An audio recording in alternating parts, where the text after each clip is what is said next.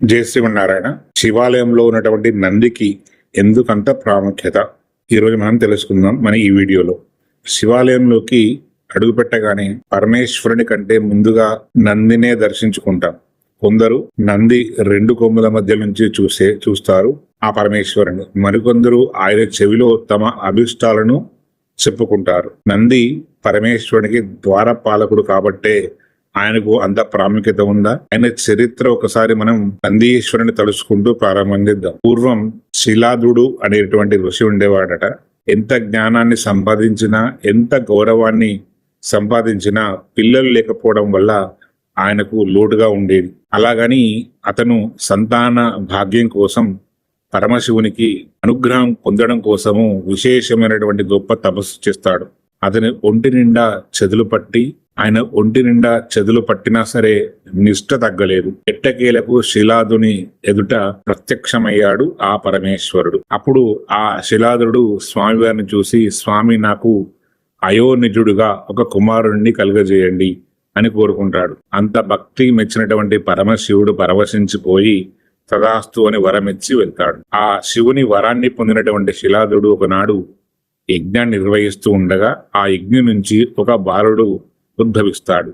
ఆ బాలునికి నంది అని పేరు పెట్టి అల్లారుముద్దుగా పెంచుచుండేవాడు ఆ శిలాదుడు. అసలు నంది అంటే అర్థం సంతోషాన్ని కలిగించేవాడని అర్థం. ఆ బాలుని జనన కాలం అంతా కూడా అతని మేధాశక్తి పెరుగుతూ వస్తుంది. అసాధారణమైనటువంటి జ్ఞాన సంపత్తి కలవాడు. పసితనంలోనే సకల వేదాలను అవపోసన చేసేవాడు. ఇలా ఉండగా ఒకనాడు శిలాదుని ఆశ్రమానికి మిత్రావనులు అనేటువంటి దేవతలు వచ్చేవారు. ఆ ఆశ్రమంలో తిరుగుతున్నటువంటి పిల్లవాడిని చూసి మురిసిపోయి అతడు తమకు చేసినటువంటి అతిథి సత్కారాలని పరవశించి వెళ్తూ దీర్ఘాయుష్మాన్ భవ అని ఆశీర్వదించబోయి ఒక్క నిమిషం ఆగుతారు. నందివంక దీక్షగా చూసి మిత్రావనులు ఎందుకలా బాధతో మునిగిపోయారు అని శిలాదునికి అర్థం కాలేదు. ఎంతగానో ప్రాధాయపడితే వాళ్ళు ఆ నంది యొక్క ఆయుష్ త్వరలోనే తీరిపోతుందని తెలుసుకుంటాడు శిలాదుడు. అయితే భవిష్యత్తు గురించి తెలిసినటువంటి శిలాదుడు విచారంతో మునిగిపోయి చాలా దీర్ఘమైనటువంటి బాధలో వెళ్లిపోతాడు. కానీ నంది మాత్రం తొణకలేదు, పెరగలేదు. శివుని అనుగ్రహంతో పుట్టిన వాడిని కాబట్టి దీనికి మార్గం కూడా ఆయనే చూపిస్తాడు అంటూ శివుని కోసం ఘోరమైనటువంటి తపస్సు ప్రారంభం చేస్తాడు ఈ నంది తపస్సుకు మెచ్చినటువంటి శివుడు వెంటనే ప్రత్యక్షమై అడుగుతాడు. అప్పుడు ఆ నంది నోట నుంచి మాట ఎలా వస్తుందో తెలుసా? పరమశివుణ్ణి చూసినటువంటి నంది పరవశించిపోయి, స్వామి, ఎప్పుడు కూడా నాకు ఆయుష్ వద్దు, ఐశ్వర్యం వద్దు, ఎప్పుడూ నీ చెంతనే ఉండేటువంటి వరాన్ని ప్రసాదించు అని చెప్పేసి అడుగుతాడు. అలాంటి భక్తుడు తన చెంతకు వస్తాడంటే శివుడు కూడా సంతోషమే కదా. అందుకే నందిని వృషభ రూపంలో తన వాహనంగా ఉండిపోమ్మంటూ అనుగ్రహిస్తాడు. ఆనాటి నుంచి శివుని ద్వారపాలకునిగా ఆయనకు కాచుకుని ఉంటూ ఆయన ప్రమద గణాలలో ముఖ్యంగా కైలాసాన్ని రక్షణ అందిస్తూ తన జీవితాన్ని ధన్యం చేసుకున్నాడు నంది. శివునికి సంబంధించినటువంటి చాలా గ్రంథాలలో నంది ప్రసక్తి చాలా ఉంటుంది. వీటిలో శివుని పట్ల నందికి ఉన్నటువంటి స్వామిభక్తి దీక్ష కనిపిస్తూ ఉంటుంది మనకు.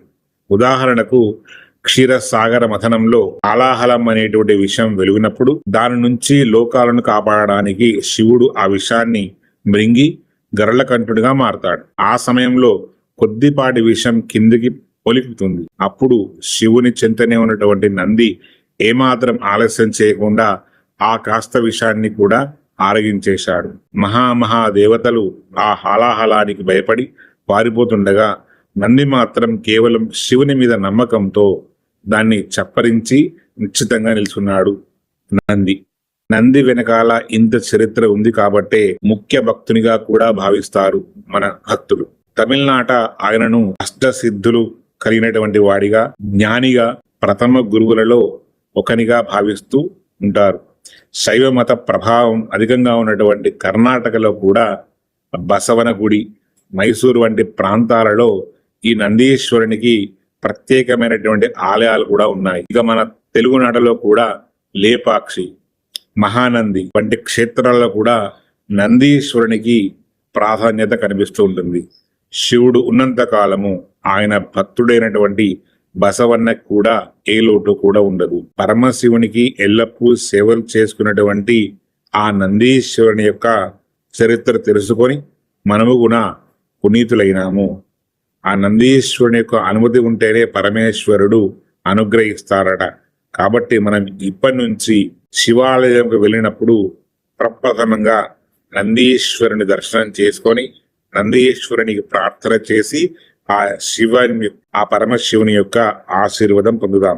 ఇలాంటి విషయాలు మీకు నచ్చినట్లయితే శ్రీవారి దాసుడు ఛానల్ సబ్స్క్రైబ్ చేసుకోండి, షేర్ చేయండి. ఇలాంటి ఆధ్యాత్మిక విషయాల కోసం నిత్యం మన ఛానల్ ఫాలో కండి. జై శ్రీమన్నారాయణ, జై జై శ్రీమన్నారాయణ.